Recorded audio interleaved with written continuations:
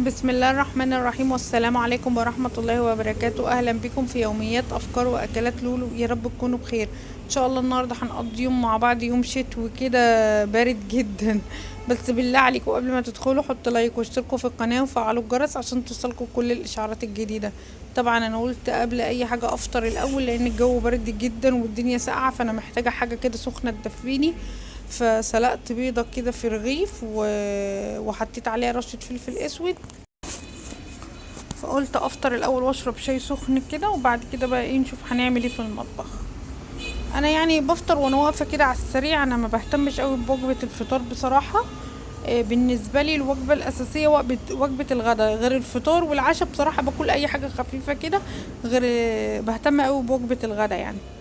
انا مش بعمل رجيم ولا حاجه، انا باكل عادي يعني، بس انتوا فاهمين في الشتا ده دايما محتاجين حاجات سخنه يعني.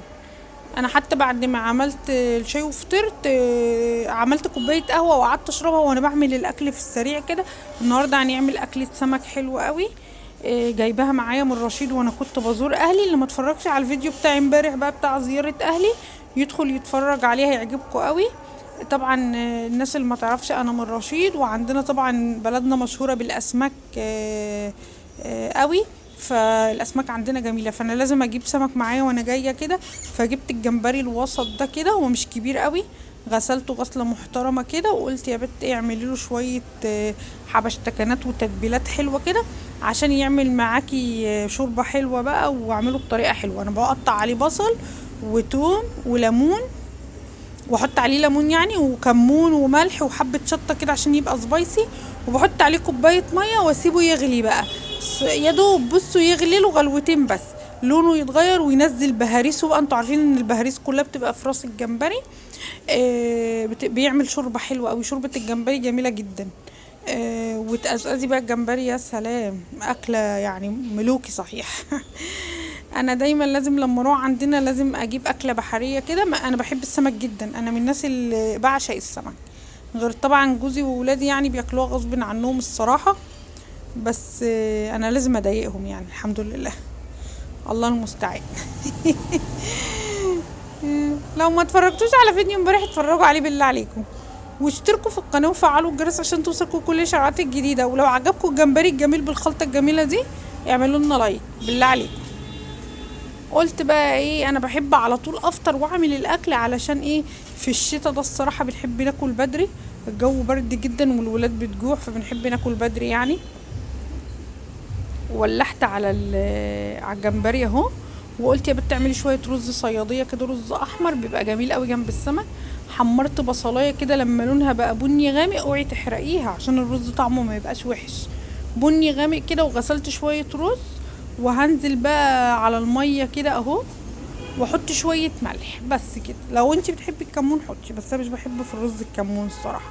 اما الميه دي تغلي بننزل فيها الرز بس كده. ولما بيتشرب بنوطي عليه ولغايه ما بيتلدم مع نفسه كده. هي دي طريقه الرز السمك. في ناس بتحط له طماطم، في ناس بتكرمل له سكر، في ناس بتحط له صلصه. براحتك، بس انا الصراحه طريقتي دي في الرز الصياديه وبيطلع حلو قوي. جربيه على ضمانتي هيطلع معاكي تحفه. بصوا الجمبري كان كده استوى والشوربه بتاعته بقت جميله، وانا دقتها بقى طعمها حلو قوي. جبت بقى سمك كمان معايا، كنت جايباه اسمه غطيان موسى، او سمك احنا بنقوله عليه ببلدنا اسمه سوفوليا. بس هنا في اسكندريه في الناس بتقول عليه موسى، سمك موسى يعني. فانا ده بيبقى له جلده تخينه كده لازم تسلخيها. هو سمك نضيف جدا، سمك بحر يعني. انا طبعا كنت منضفاه ورش عليه ملح وحطاه في الفريزر. فقمت من النوم طلعته شطفته شطفتين حلوين كده. وبتبله اهو بتوم وخل وليمون وفلفل وكمون على شطه على ملح. دي خلطه انا بعملها كده للسمك، بتبقى حلوه قوي، لان الفلفل اللي انا حاطه الاخضر دوت بارد مش حامي يعني. فلازم احط شويه شطه. وهتبل بيهم السمك تتبيله حلوه كده، واسيبه ايه مثلا بتاع نص ساعه. وبعد كده نقليه عشان يبقى سخن كده. السمك ده لما بيتقلى بيبقى مقرمش كده وبيبقى سخن وبيبقى جميل جدا. الناس اللي عارفاه اللي هو سمك موسى ده عارفه انه سمك بحري بيبقى طعمه حلو قوي الصراحه.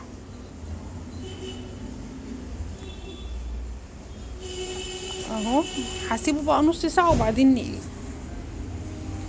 بصراحة أصح الأكل السمك الصراحة صحي جدا، وبيبقى مليان كده فسفور وبروتين وجميل قوي السمك.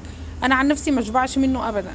جنب الأكلة الجميلة دي لازم طبق سلطة بقى. جبت شوية خضار مشكلين كده غسلتهم، وهقعد أعمل طبق سلطة حلو كده. وبقيت ابدره بالدقيق كده واقليه. الدقيق ده عليه كركم وكمون وملح عشان يبقى متحيق هو كمان، ويخلي طعم السمك حلو. والكركم بيخلي لون السمك اصفر ذهبي كده زي اللي بنشتريه من بره. دي تكايه حلوه قوي لازم تعمليها في الدقيق اللي بتقلي بيه السمك. بصوا الرز اتشرب اهو، موطيه عليه سايباه يتلدن. بصوا لونه حلو ازاي. والسمك بقليه اهو، بطلع من الدقيق اقلي على طول. اقلي في الزيت، هو ما بياخدش وقت السمك ده، بيتحمر بسرعه يعني.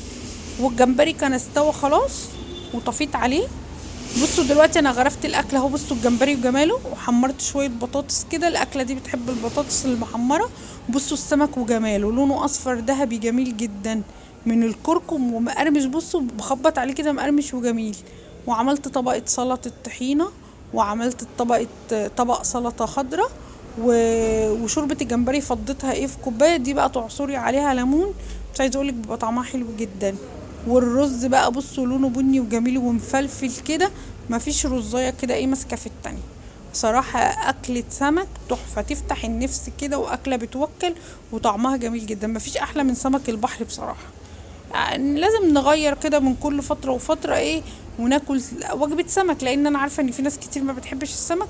بس لازم تغيري وتعملي بردك يوم في الاسبوع سمك، لان السمك مفيد جدا للاطفال ومفيد جدا للكبار الصراحة، واكلة صحية ما فيهاش لا دهون ولا حاجة.